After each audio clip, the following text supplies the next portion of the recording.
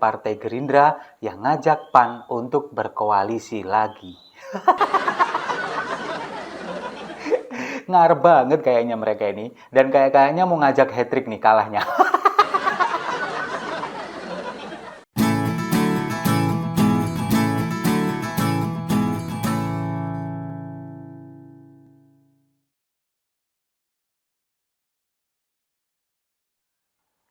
Salam damai untuk Indonesia, berjumpa lagi bersama saya, Papa Dimas.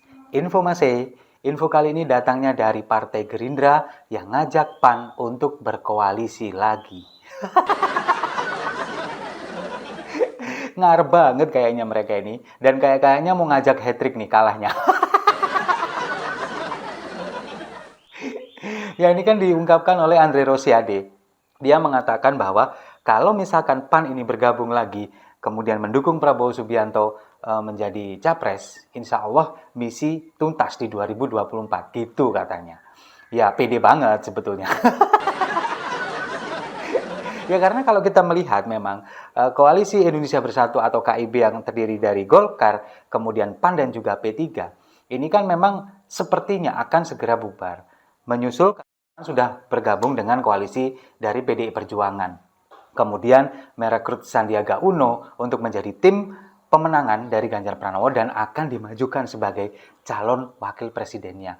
Ini yang diharapkan oleh Partai Persatuan Pembangunan. Sementara PAN beberapa bulan yang lalu ini sudah bertemu dengan PDI Perjuangan. Zulkifli Hasan dan juga Megawati Soekarno Putri sudah bertemu, tapi sampai detik ini belum ada titik temu antara kedua partai politik ini. Apakah akan berkoalisi atau belum? Karena memang PAN ini ingin mengusung Erick Thohir yang menjadi cawapresnya Ganjar Pranowo. Sementara Golkar ini juga sampai sekarang belum mengambil keputusan. Sudah bertemu silaturahmi dengan beberapa partai politik, dengan Demokrat, kemudian dengan Nasdem juga, lalu dengan PDI Perjuangan, tapi sampai sekarang juga belum memastikan akan bergabung kemana. Nah, sementara dari Gerindra dengan PKB, ini sampai sekarang juga ada mayem, kemudian belum juga ada partai yang mau bergabung, dan tampaknya mereka ini juga butuh amunisi lagi supaya apa? Supaya lebih gemuk lagi, supaya memantapkan lagi suara di 2024 untuk meningkatkan elektabilitasnya. Makanya ngajak PAN yang sekarang juga belum memutuskan. Nah, Andre Rosiade ini kan juga mengatakan bahwa PAN ini punya sejarah dengan Partai Gerindra sejak 2014. Pertama kali Prabowo Subianto mencalonkan menjadi capres, kemudian diduetkan dengan Hatta Rajasa yang pada waktu itu memang adalah dedengkotnya PAN dan juga besan dari Pak BY, dan kemudian didukung 100% oleh Presiden SBY pada waktu itu, dan pada akhirnya juga harus kalah. Lalu di 2019, ketika Gerindra ini kemudian mencalonkan Prabowo Subianto dan juga Sandiaga Uno, lagi-lagi PAN juga bergabung di situ, juga ikut mendukung, dan lagi-lagi kalah untuk kedua kalinya. Nah, sepertinya sekarang ini Gerindra coba merayu lagi, ngarep PAN supaya bergabung dengan mereka, dan tampaknya kalau bagi saya sepertinya PAN ini ogah untuk bergabung. Karena apa? Karena mereka nggak mau lagi hat-trick kalah lagi 3 kali. Makanya sampai sekarang mereka ini sebetulnya kecenderungannya ini ingin bergabung dengan PDI Perjuangan, tapi dengan kalau bagi saya sepertinya mereka ini mengajukan syarat wakilnya harus Erick Thohir, sepertinya sih seperti itu. Makanya sampai sekarang kok masih alot, karena memang dari PDIP sendiri baru akan mengumumkan siapa cawapres Ganjar ini ketika nanti bulan September mendekati pendaftaran capres dan cawapres. Nah, inilah kemudian yang masih menjadi dinamis, kemudian menjadi alot, dan kemudian menjadi masih serba kemungkinan itu masih ada. Nah, berbicara lagi masalah Gerindra, ketika mereka ini mengajak PAN, kemudian mengatakan insya Allah misi tuntas di 2024, sepertinya kalau saya melihat ini juga mereka ini belum tentu yakin bahwa Prabowo akan menang. Karena apa? Karena sekarang ada beberapa blunder yang dilakukan oleh Prabowo Subianto. Salah satunya adalah pembelian pesawat bekas bernilai triliunan itu.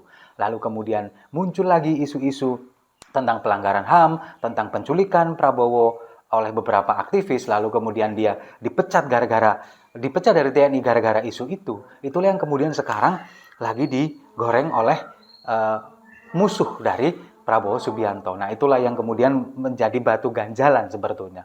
Dan sekarang relawan-relawan termasuk Projo yang kemudian mendukung Prabowo Subianto ini sibuk untuk mencuci itu semua, sibuk untuk membersihkan nama Prabowo dari itu semua, ayah Prabowo begitu ya.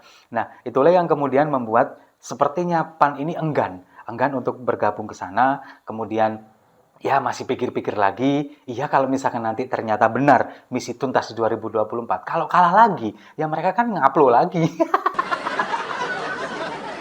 Makanya mereka sepertinya ingin merubah haluan. Kan 2 periode ini PDIP yang memenangkan pemilu. Nah, kayaknya sih PAN ini meskipun mereka sudah kalah, tapi mereka rekonsiliasi dengan partai pemenang, kemudian juga bergabung dengan pemerintahan, dan sekarang ketua umumnya Zulkifli Hasan juga menjadi menteri, tapi kayaknya mereka juga ingin merasakan kemenangan. Masa iya mau terus-terusan kalah bahkan sampai 3 kali? Sepertinya di 2024 ini juga ingin merasakan menang. Makanya mereka ini mempertimbangkan, iya nggak sih, bener nggak sih Prabowo ini nanti bisa menang, memenangkan pemilu, kalau partainya sendiri aja nggak yakin. Makanya sekarang mereka ingin sepertinya kecenderungan untuk bergabung dengan PDI Perjuangan.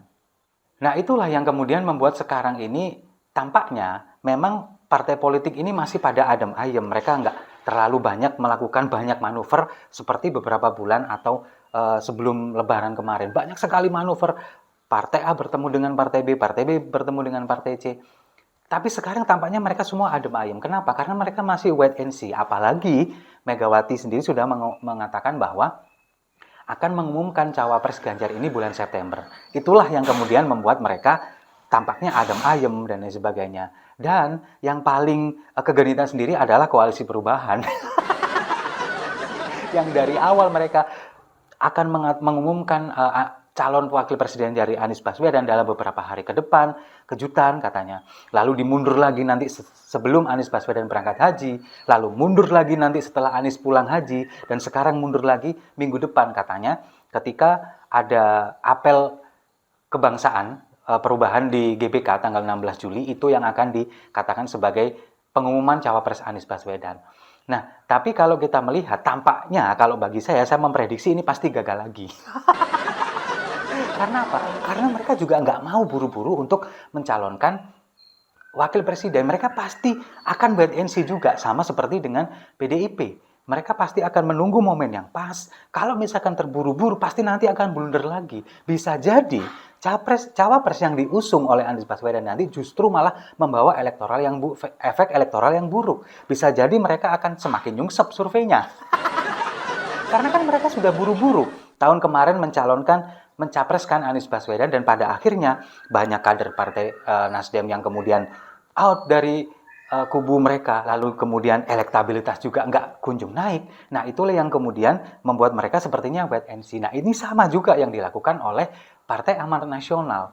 Mereka juga sepertinya enggan untuk bergabung dengan Gerindra karena memang takut kalah lagi, tapi mereka juga masih ragu untuk bergabung dengan koalisi PDI Perjuangan dan Partai Persatuan Pembangunan. Ya karena memang sama-sama masih wait and see.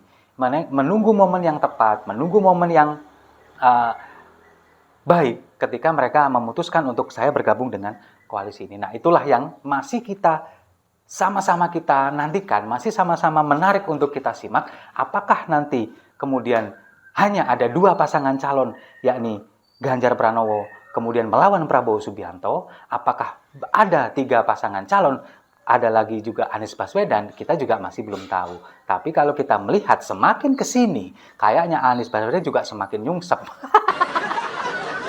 Dan kemungkinan prediksi dari Adian Apitupulu tentang hanya ada 2 bakal calon presiden sepertinya akan terwujudnya. Inilah yang nanti kemungkinan PAN ini mau bergabung kemana? Ke PDI Perjuangan atau ke Prabowo Subianto. Lalu kalau misalkan koalisi perubahan nanti kemudian bubar, kemana arah dari Demokrat, kemudian kemana arah dari Nasdem, dan kemana arah PKS? Kita juga masih patut untuk menunggu ini semua. Semuanya masih serba mungkin, apalagi sampai menjelang pendaftaran di bulan September nanti. Setuju ya? Dan di akhir video saya ingin mengucapkan maaf yang sebesar-besarnya mungkin kalau kualitas gambar kurang bagus. agak gelap ya, karena memang dari semalam memang hujan dan saya benar-benar hanya mengandalkan sinar matahari, nggak pakai lighting, bukan di dalam ruangan. Jadi ini sepertinya semi outdoor begitu yang memang mengandalkan sinar matahari. Jadi ini mohon maaf. Itu saja, mari kita minum kopinya sama-sama untuk pemilu yang demokratis. Saya rasa itu, terima kasih sudah menyimak. Jangan lupa like, komen, dan subscribe. Sampai jumpa di video-video saya selanjutnya. Salam damai untuk Indonesia.